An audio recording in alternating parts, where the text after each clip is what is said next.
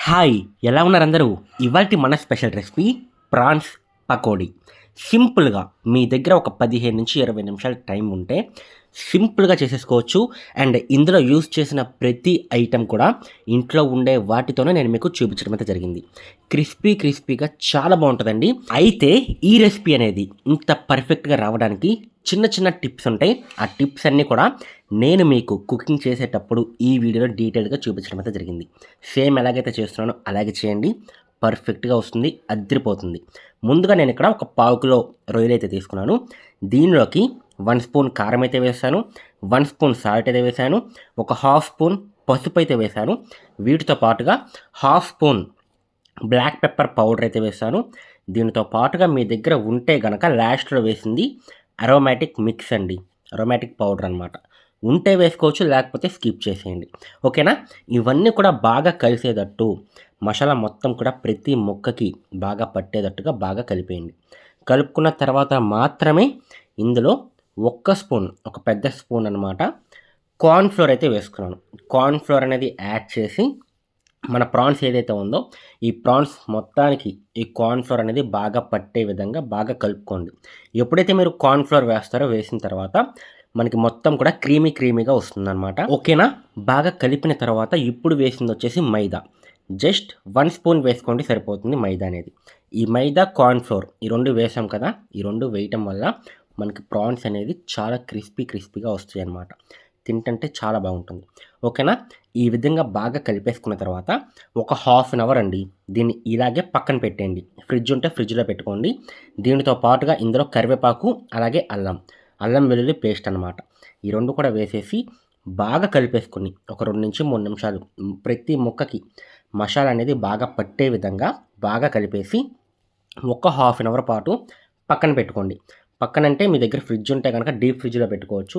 మనకి ముక్కకి బాగా మ్యారినేట్ అవుతుందనమాట. అంటే ఈ చేసిన ఈ మసాలా ఏదైతే ఉందో ప్రతి ముక్కకి బాగా పడుతుంది. ఓకేనా? ఇదంతా కూడా ఒక హాఫ్ అన్ అవర్ పాటు పక్కన పెట్టుకోండి, లేకపోతే ఫ్రిడ్జ్‌లో పెట్టుకోండి. పెట్టుకున్న తర్వాత ఇక్కడ ఒక టిప్ ఉందండి. అంటే నార్మల్‌గా మనం ఆయిల్ వేసేసి ఫ్రై చేయకూడదు. ఒక చిన్న టిప్ చెప్తాను చూడండి. ప్యాన్ పెట్టుకున్న తర్వాత ప్యాన్‌లో ఆయిల్ వేయొద్దు. ఎక్కువ ఆయిల్ వేయకూడదనమాట. జస్ట్ మన ఫింగర్ ఉంటుంది కదా! ఫింగర్‌లో ఫస్ట్ కొంచెమే అంటే 1 ఇంచు వరకు వచ్చేటట్టు ఆయిల్ వేసుకోండి. వేసుకున్న తర్వాత ఆయిల్ హీట్ అవుతుంది కదా! బాగా హీట్ అవ్వనివ్వండి. హీట్ అయిన తర్వాత ఫ్లేమ్ తగ్గిచ్చేయండి. మీడియం ఫ్లేమ్‌లో ఉంచుకోండి. మీడియం ఫ్లేమ్‌లో ఉంచుకొని ఒక్కొక్క రొయ్యలు కూడా ఈ విధంగా నేను ఎలాగైతే వేస్తున్నానో సేమ్ ఇదే విధంగా వేసేయండి.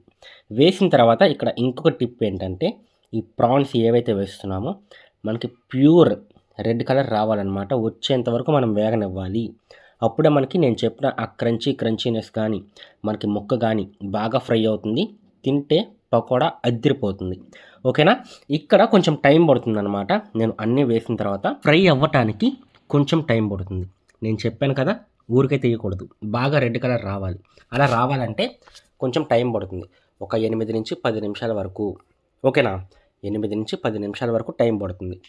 మీడియం ఫ్లేమ్‌లో ఉంచుకుని మాత్రమే ఈ విధంగా ఫ్రై చేసుకోండి. ఈ విధంగా ఫ్రై చేశారంటే మీకు చాలా క్రిస్పీగా వస్తాయి. ఇంకొక టిప్ ఏంటంటే ఇక్కడ నేను కార్న్ ఫ్లోర్ అనేది కొంచెం ఎక్కువ వేశాను. మైదా అనేది కొంచెం తక్కువ వేశాను. ఈ టెక్స్చర్ ఏదైతే ఉందో మీరు గనక సరిగ్గా రాకుండా వాటర్ గనక కొంచెం ఎక్కువ వేస్తే ఇప్పుడు మనం పిండి కలిపాం కదా! అందులో వాటర్ గనక మీరు ఎక్కువ వేస్తే ఆయిల్ పీల్చేస్తుంది. అస్సలు ఆ రెసిపీ అనేది చెడిపోతుందనమాట. మీరు గమనిస్తే నేను వాటర్ ఎక్కడ కూడా వేయలేదు.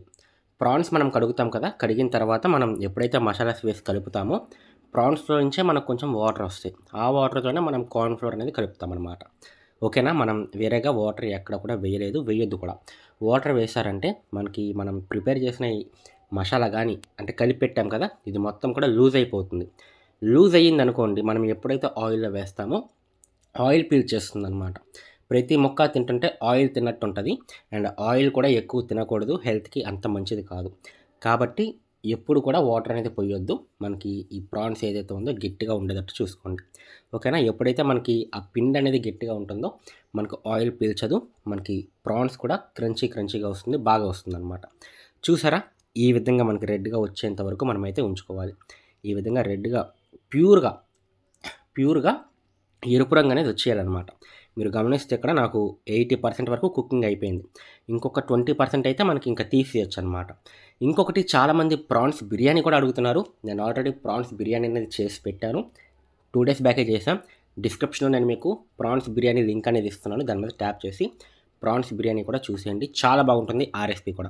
ఇక ఇంతే మన ప్రాన్స్ పకోడా అనేది రెడీ అయిపోయింది. సింపుల్గా ఇది మొత్తం కూడా తీసేసి దీన్ని మనం దేంట్లో కావాలంటే దాంట్లోకి తినొచ్చు. చాలా బాగుంటుంది. మరి మీరు కూడా చేసి మీకు ఎలా వచ్చింది అనేది కామెంట్ సెక్షన్లో చెప్పడం మర్చిపోవద్దు. అలానే మీకు నెక్స్ట్ వీడియోలో ఏం రెసిపీ కావాలి అనేది కింద కామెంట్ సెక్షన్లో చెప్పండి. మీరు ఏదైతే రెసిపీ చెప్తారో నేను నెక్స్ట్ వీడియోస్లో మీరు చెప్పిన రెసిపీ మాత్రమే తీసుకొస్తాను. ఓకేనా? కొత్తగా ఎవరైనా చూస్తుంటే ఛానల్కి సబ్స్క్రైబ్ చేసుకోండి.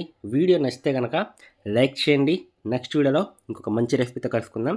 ఇంకొకటి చాలామంది ప్రాన్స్ బిర్యానీ రెసిపీ అడిగారు. నేను ఆల్రెడీ చెప్పాను, డిస్క్రిప్షన్లో ఉంది. దాని మీద ట్యాప్ చేసి వీడియో అనేది చూసేయండి. మరి నెక్స్ట్ వీడియోలో ఇంకొక మంచి రెసిపీతో కలుసుకుందాం. ఈ ప్రాన్స్ పకోడా ఏదైతే ఉందో ఇందులోకి మైనీస్ వేసుకుని తింటే నెక్స్ట్ లెవెల్ ఉంటుంది. మీకు మైనీస్ కూడా ఇంట్లోనే చేసుకోవచ్చు. కావాలంటే చెప్పండి, నేను వీడియో చేసి పెడతాను. మరి నెక్స్ట్ వీడియో కలుసుకుందాం. Bye bye.